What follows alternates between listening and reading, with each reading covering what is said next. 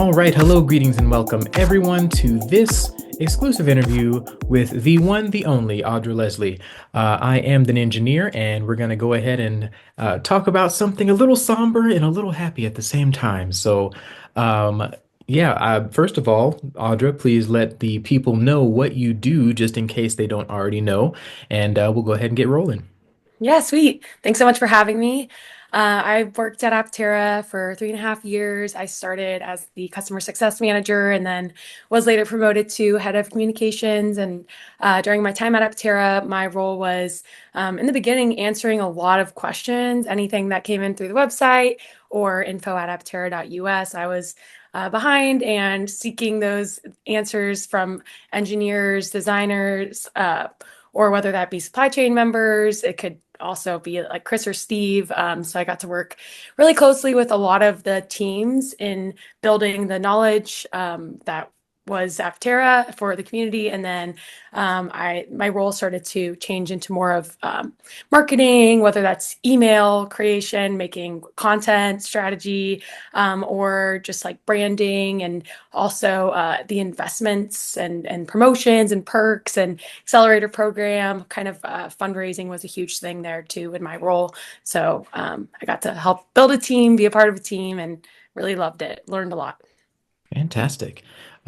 So I actually met Audra through the emails and questions portion that she was just talking about. I was fairly regularly asking a bunch of questions. So the fact that she was more than willing to answer said questions as well as not say, "Get out of here, dude. What are you doing?" Was fantastic. You were good at what you did, if I Thank was you. any indication. Yeah, I appreciate that a lot. And I loved getting to learn along with the community. Definitely did not come from an automotive background. And it was kind of like, okay, you're in on this now. I was staying till like 10 o'clock at night in the office, just super excited about what we were building and doing. And my part playing playing a role in a part of something so big was not something I took lightly. And everyone's questions, I was like, okay, this will come up later down the line. So we have to know that like we're either thinking about these things and our engineers are thinking about these things, or also like what are the answers, and we should have them. We should have this knowledge at our resource. So that was super amazing. Thanks for being like communicative and caring and engaging. Absolutely. So what attracted you to Aptera? I learned about Aptera through my old roommate, and she told me like, "Hey, they're building these solar-powered vehicles in San Diego." My old roommate works there, Quincy. So I went in, I saw the vehicle. It was unlike anything I'd ever seen before, and I am someone that loves things that are different and non-conformative for the right reasons. So this was something that was extremely efficient. It was actually putting solar panels like on the vehicle to move around. So it meant freedom to me at its core. Like I don't have to rely on an external power plug or gas to get around. If I were to run out of energy, like I could sit around for a day and then go, X amount of miles, 30, 40 miles. That to me was like a game changer. And I didn't know of anyone else that was doing it. And I'm like, okay, I have to be a part of this. Energy is huge. It's one of the greatest. Like it's what makes the world go round, other than other things. But like we as humans have energy, technology has energy. Like it's all, and I get to be a part of something that's creating its own energy. So that's why I was drawn towards it. Absolutely. Yeah. Speaking of energy, I noticed that the entire team, no matter who I was speaking with, had just like a ton of energy and enthusiasm for the product. And in my head, it was mostly because the work that you guys were doing is so fulfilling. Like, what was the thing that made Aptera worthwhile for you? What made Aptera worthwhile for me was probably the fact that we were doing something that was redefining how people looked at transportation and I mean it's a two-seater vehicle. It's unlike what you see on the road. So we're kind of breaking those norms of like you need a vehicle that can fit a ton of people. This one you could actually sleep in the back of. You look different. It's three wheels. It was super cool to be in the midst of product development, product iteration, taking customer feedback and funneling it to design and engineering and seeing how those things got implemented or like integrated into the design. But then, so getting to see it like built from the ground up and people coming onto it who are like, we are building something that we hope to see all over the roads and just the fact that like I got to watch as it continued to evolve and the people that were involved in it evolved as well as like not only myself but like the community members, ambassadors, just team members that like were learning every day about something new or a challenge that they didn't know like how exactly to go about. But I feel like it was just really fulfilling because you're continuously growing and learning. And then also I think it's a test of like people's patience and just the whole like philosophy that like great things take time and like Rome wasn't built in a day. And so I there were little things that I'd constantly repeat to myself because I'm like, we all live in this world where we have instant gratification, but like this is just a testament to the fact that like yeah, great things that are world changing do take time and it's cool to like be a part of a band of people that are behind that. Yeah, so my comment section is regularly filled with people asking, when is it coming? When can we buy it? So I get that instant gratification mentality, like it exists everywhere. Even I find myself occasionally, oh man, I would really like this in my driveway right this moment. Yeah, I get that. It's a struggle, but it's Yes. fantastic to see the progress as it's happening and what have you. Yeah. Let's see. What was your favorite part of working with Aptera? Uh, just generally speaking, like, oh, I liked this person or this coffee mug or anything. Yeah. I would say probably the collaborative team spirit and getting to work alongside such talented individuals like Steve, for example, has a wealth of knowledge and about from A to Z. And I get to listen in on I used to call them like gems of like pieces, like he has little gems that he just spins off or Chris Anthony's like knowledge of like the technical side, but also how to talk to people, or Jason Hill and his design mind and the way he's very he asks so many questions and he's very inquisitive. And so I got to like pick up and Sarah Hardwick, our CMO, previous CMO, who was just all about like community and values. And so everybody had something that I could like learn from, and that was extremely like invaluable to me. And that was my favorite part. Were the people for sure. Absolutely. So, you piqued my curiosity there a bit when you mentioned Steve's gems. Could you like drop one on us real quick?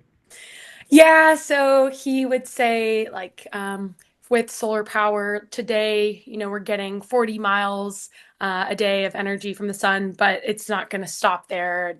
Tomorrow, I mean, in the future, it could be 100 miles, or we're just the fact that we're always looking at this continuous evolution and improvement, and that like wars have been fought over these types of things of like oil and how it was just this philosophical but also extremely inspirational take on what we're doing at Aptera and like what our work means for the world, rather than just like even ourselves or like you think of like milestones like okay, we're gonna meet this milestone then this milestone, but it's really like if you look at the big vision, that is kind of what gets you really amped every morning. And so he'd send these like Steve mails that we'd get like once a month, and I would save all of them in a folder because I'm just like any time where I'm like need some like inspiration or motivation, it's like you can just open up one of those and all right, back to it. But Fair enough.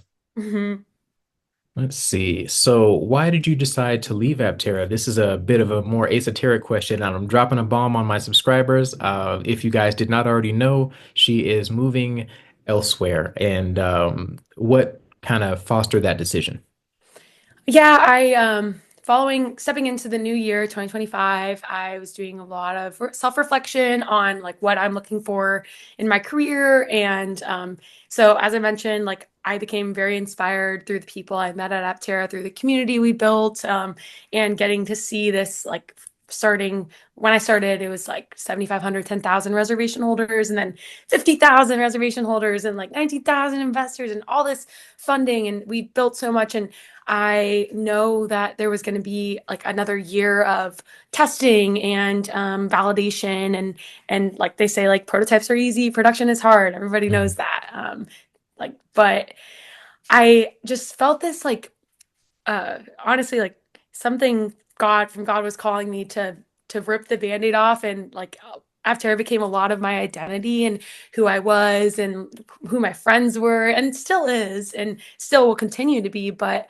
I just decided that I needed to focus in on more of my passions, my like not that actor is not a passion, but I want to inspire people to take like better like steps into being more healthy or more and caring about their wellness, or maybe like even spirituality, or I have a lot of different interests, and I want to spend time focusing on those because I do have like the energy and enthusiasm, and life is so short. And I left because I felt like my time there was finished, and that they are gonna it's gonna be a lot of time of like hard work, like continuing to raise money. And I kind of felt like I'd learned so much that I was ready to move on and take it somewhere else.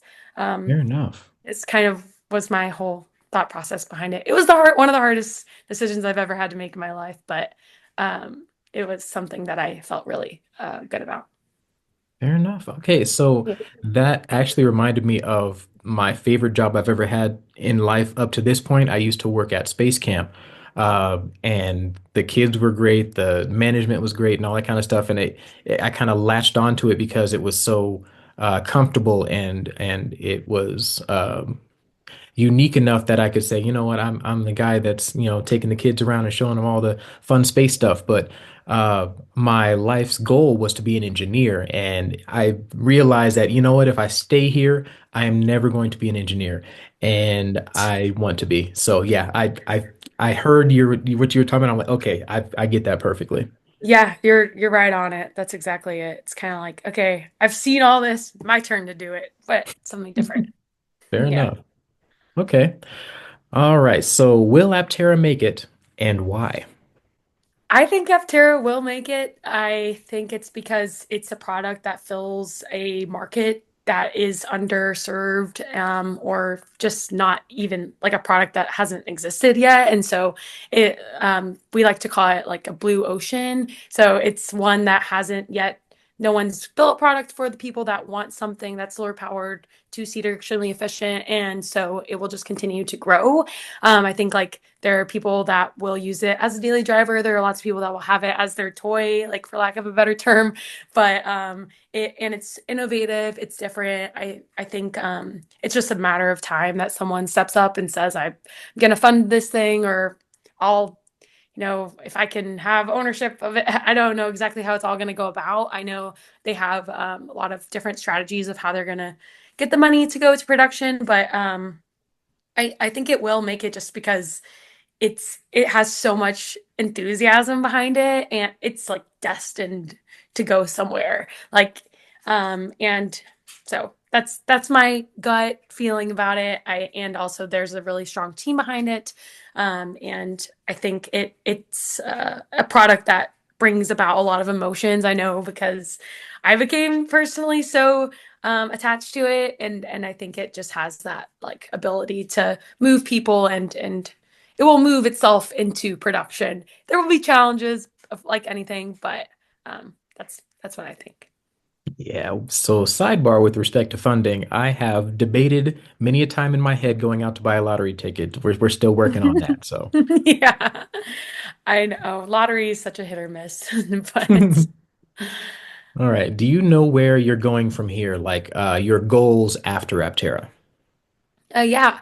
What I love to do is really inspire people to like take action, And I don't, so here I am like checking out all these different job postings. There is a myriad of like different places you can work or things you can do, and I'm so fortunate that I got to build up such a great resume, wearing a lot of hats, and I had the opportunity to like kind of build out like who I wanted to be at Aptera. And now it's like I'm so privileged to like read through job applications or postings, and I'm like, oh, I did kind of that, I did kind of that, I did kind of that. So now I'm trying to think like, okay, what company do I want to work for? What's the culture I'm going for? Like, what's the next product or mission I'm trying to devote my time and energy to. So whether that's like autonomous vehicles or space flight or something completely different, I am still in the process. I write a lot, so that's how I kind of go through my thoughts. And I'm kind of like writing.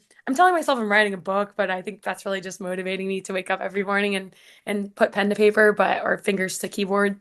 But yeah, still kind of making connections and figuring out like what's the right path for me. It's such a big decision like when you pick your next thing, because I'm like knowing what's happened to me in the past when I pick a job, I'm like it becomes like a lot of me, and like that's just how it is, you spend whatever you spend your time doing is like who you kind of become, who you spend your time with, you start emulating them. So just thinking very carefully and kind of yeah, just praying on it and thinking that it's all gonna stars will align.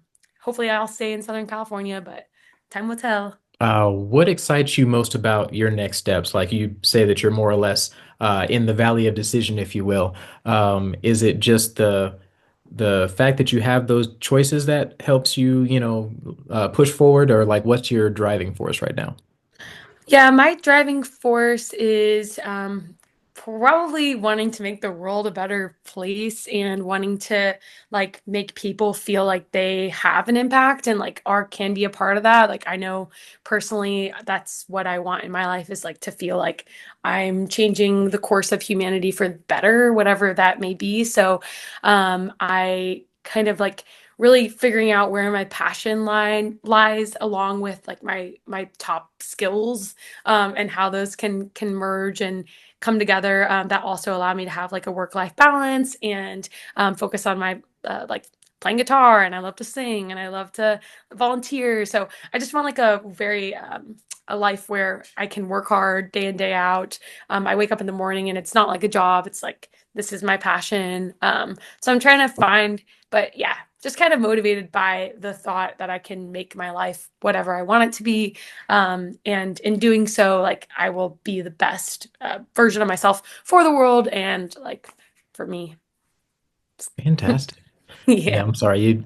I am a sucker for like the change the world situation because my very first iteration of a paper when I was in like fourth grade, they were like, "Yeah, describe yourself and what you want to do." And like I wrote, "I'm going to change the world," and that was it. That's all you need to know. So, Yeah, yeah. I know. It's like, and I try not to be so complex with, I can be a very complex person. I'm like trying to become more simplified. I'm like, it doesn't have to be so, so complex, but, You are um, you are totally good on that front, by the way. I thanks. talk a lot, and Me my too. wife is always telling me, that could have been 7 words, and you gave me 43. So yeah, I'm there. Okay, I love that. I know. I remember meeting you in person. I'm like, oh yeah. A lot, and I feel like a lot of people in that Aptera circle too share that like inquisitive nature and just like have a lot to say. Like we Mm, have our opinions, like whatever they're rooted in, and that's so cool. So love that. agreed. Yeah. All right. So where do you want your life to take you? Oh, where do I want my life to take me? I want my life to take me somewhere where I can honestly probably like influence and inspire people. Uh, I like to think of you're someone that creates videos and you create a channel for people to like shine their light and speak their truth. And I kind of want to do something similar. I would love to like I'm thinking about like starting a podcast of my own, just so and then I'm continuously learning through my life is something big for me. So a place where a role or I guess it doesn't even have to be a job, but just continuously learning. Eventually would love to have my own, little coop of chickens and a horse. But I want my life to take me like somewhere that is surrounded by beautiful nature, beautiful people, and just like the simple things in life, like a good song or like fun dancing with people you love, but really community. Community is like one of my favorite things about living in this world is like getting to know other humans and then like building something together with like a same sort of vision. So it's very like new, like this is very general speak, but I guess just I want my life to take me in a place where I'm getting to make a positive difference. And I don't know exactly what that looks like yet because there's so many different cool things like out there in the world, but then also a lot of things that haven't been built yet. And so I'm kind of inspired to like actually, whether or not I'm like making money doing this job and then having my passion project on the side, trying to see what that balance looks like. So that's Gotcha. kind of without like putting myself in a box or in a silo of like, okay, you're going to a new job, so now that's going to be everything. I want to live more fluidly. So, All right. yeah. So this one's kind of a fun one. The last question here. What is a unique skill that you have that isn't on your resume? Oh, I love that question. Um, and I would probably say like a mixture of optimism and positivity and like enthusiasm for life and what may be that we don't know yet. And then um, I guess like just being curious and being a problem solver. Anytime like somebody brings up a problem, like when I worked at Aptera, and like maybe it's not my problem to solve, but I want to solve it or I want to help solve it. So I anytime there's a problem, it excites me because I'm like that means that there's something we can fix or do better or improve on. I would kind of say that, but then also doing it um, with like positivity and like not taking it like, oh no, people are just complaining, but it's more of like something to be excited about because it means that like there's room for growth. And like when there's room for growth, then like that's what it's all about. It's not about just like making everything perfect. Nothing's gonna be perfect. So yeah, I would probably say that and just being excited about life and getting to be fortunate enough to live in this beautiful country and like go around the world and experience different cultures. So I don't know. I just love like everything about this life and its people. Fantastic. You are a young lady after my own heart. It was a fantastic time interviewing you today. Folks that You. stuck around to the end, thank you so much. I am once more than engineer. Please do all of the YouTubey things, and I'll catch you guys next time. Thanks, you rock. Thank you so much.